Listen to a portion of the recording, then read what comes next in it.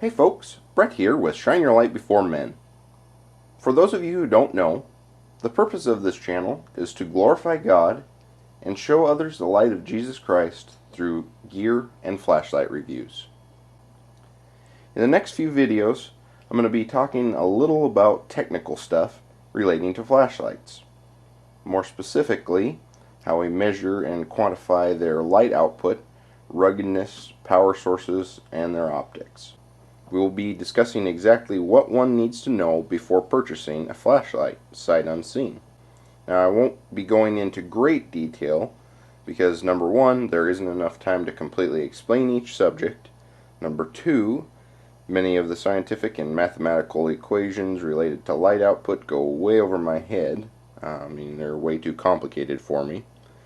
And finally, C, if you're interested in digging deeper, there will be links to some great websites in the description bar. Hopefully, this multi-part video mini-series will help you understand the basics so that you can make informed decisions when comparing flashlights. So today, we're going to start out with a very basic overview of light output. There are three basic things that I look at in regards to light output when I consider purchasing a flashlight. Number one, quantity of light. Number two, beam pattern. And number three, light color. So we'll start with number one, quantity of light. How much light is being emitted? Light quantity is measured in lumens, and I will go into a more scientific explanation of lumens later in this video series. So right here I have a ThruNite Neutron 2C flashlight that puts out 330 lumens. It's got the XML emitter. It's actually 330 ANSI or ANSI lumens. ANSI stands for American National Standards Institute. We'll talk about that in a different video. As you can see, it's quite a bright flashlight. Now, I'm going to grab this Nitecore TM11 Tiny Monster. As you can see, let's do a size comparison on these two lights. Quite a difference in size, but this one is actually quite small for the amount of light that it's going to have coming out of it. It's rated at 2,000 ANSI lumens. This actually has 3 of the XML emitters in it. Again, this is 330 ANSI lumens, and this is 2,000 ANSI lumens. Now let's turn on this Nitecore TM11. As you can see, a whole lot of light coming out of it. Actually, there's too much for the frame to actually pick up on just how the amount of light that's coming out of this thing. Super bright here on the table. I'm just going to grab this Neutron 2C and show you as a comparison how much light is coming out. The camera is trying to adjust, but it's not really compensating enough. So as another example here, I have two identical 4.7s Preon 1 flashlights. These are both LED. They have the XPG R5 emitters and are rated at 1.8 lumens on low, 8.5 lumens on medium, and 70 lumens on high. Those numbers I gave you are out the front lumen ratings and not ANSI ratings, but we'll talk about that some other time. Now, as you can see, I'm going to put both of these lights on medium, and the light output coming from them is nearly identical. They're basically the exact same lights. Now I'm going to turn the one on the left here on to high. Now, as you can see, we've increased the amount of light coming out of the flashlight without changing the beam pattern or shape. All that has happened is this LED on this light got brighter. So as you can see, this is now at 70 lumens, this is now at 8.5 lumens. This light is much brighter, this one is dimmer. Now let's talk about beam pattern, or as it is commonly referred to, throw. So here as an example, I have the Streamlight Stylus Pro. This particular one has the C4 LED, excellent light. I use one like this every day at work, and I'll do a review of it on a later video. It puts out 48 ANSI lumens. So as a comparison, I'm going to be showing you a 4.7's Preon 2 flashlight.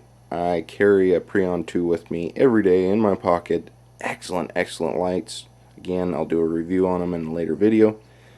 This particular one has the XPG emitter, and it's the S2 limited edition. And let's go ahead and turn it on. This is on the low setting.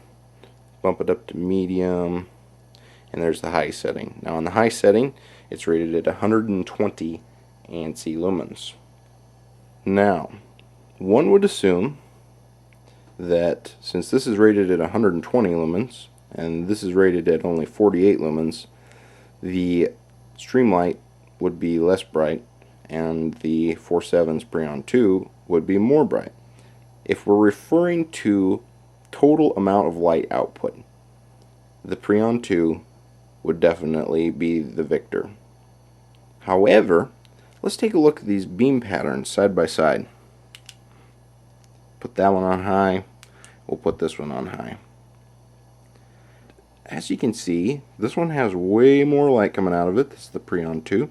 This one has less light, but if you look at the hotspot, they're almost the same brightness. And the hotspot I'm referring to is the center section where the light is bouncing back at the brightest. So as you can see, total light output doesn't really have any bearing on the amount of throw a light has. The brighter the hotspot, the further the light will throw. Now, why does the streamlight have further throw? Well, it has a smaller LED, a deeper reflector, and the reflector is also smooth. All of that affects how far the light will throw and how concentrated the light beam is. So it's kind of like a magnifying glass. You can have a certain quantity of light coming out, but if you magnify it, it appears brighter, even though the total amount of light may be less. Now let's take two lights with nearly identical ratings. Here, I'll grab the ThruNite Catapult V3, has the XML emitter, and it's about 700 lumens out the front. And we'll cast a beam here. You can see very bright light, very concentrated hotspot. Again, it's got a very smooth reflector with a relatively small LED, large reflector, very deep. So it's going to throw a long ways. The second light we'll grab is the 4.7's Maelstrom S12. Now this has a smooth reflector, but it's not as deep, it's not as large, and it has a much larger LED. This is rated at 800 out the front lumens. That's the low setting. There's the high setting. Now, let's cast this beam from the ThruNite next to it. The hotspot from the ThruNite is much, much brighter.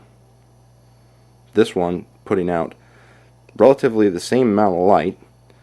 This one putting out a much more concentrated beam, so the hotspot, the center of the light, appears brighter.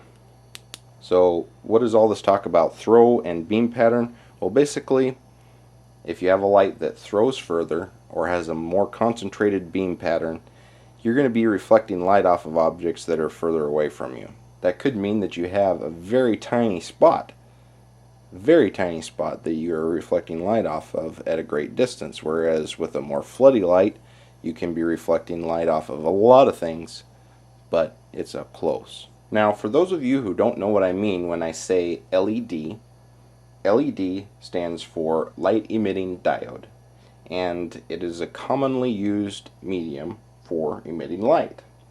By contrast, most of your common household lights use an incandescent or fluorescent medium for light emission.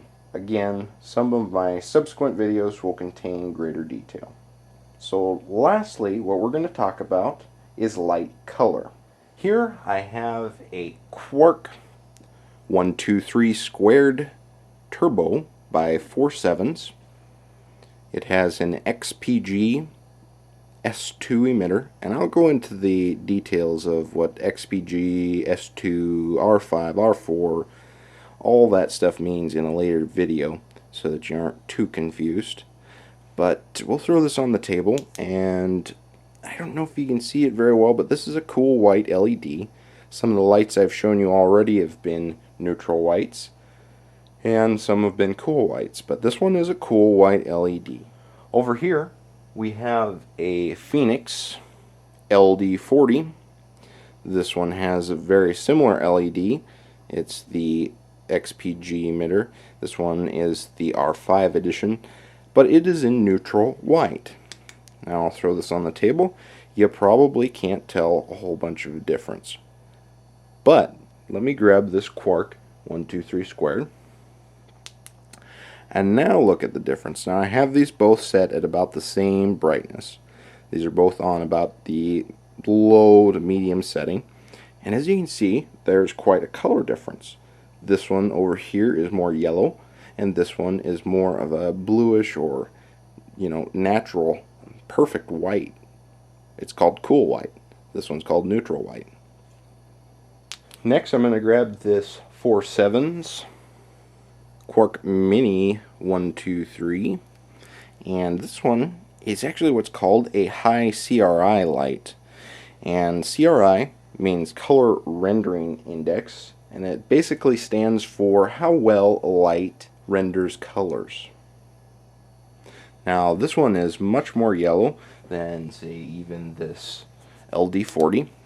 So this one would be considered maybe a warm light, and this one would be considered a more neutral light. Now as you can see with the way my camera is adjusting, this one looks cool now in comparison to this high CRI light.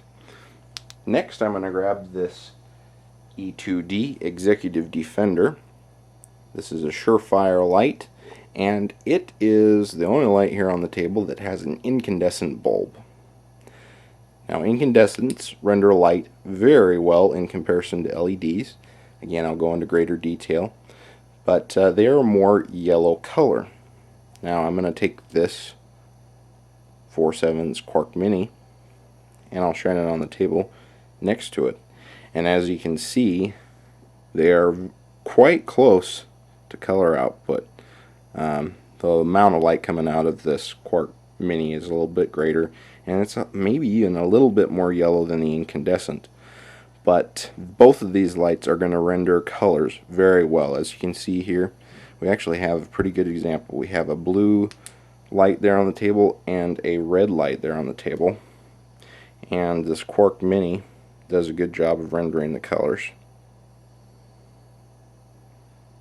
In comparison, I'll grab this Quark Turbo again, which again is the cool white version, and we'll render the colors here. As you can see, I do have some incandescent lighting above, so the light rendering is not going to be quite perfect, but reds don't show up quite as well with this cool white version.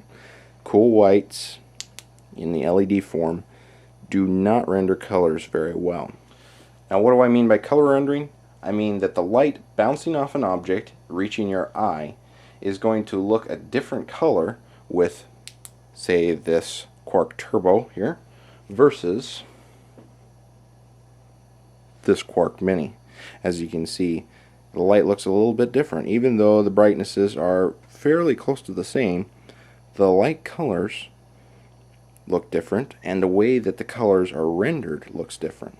So all of these lights are on a low or medium setting right now, and as you can see, my Through Night Neutron 2C and my Nightcore TM11 are actually neutral white flashlights as well. So what do you need to look for, and which of these lights do you need? Well, that just depends on your intended use and your personal preference. In future videos, I will be discussing in much greater detail each of these features, light, color, intensity, and quantity, and we'll be discussing other aspects you need to consider before purchasing a flashlight. Thanks so much for watching, and please subscribe if you like these videos. God bless.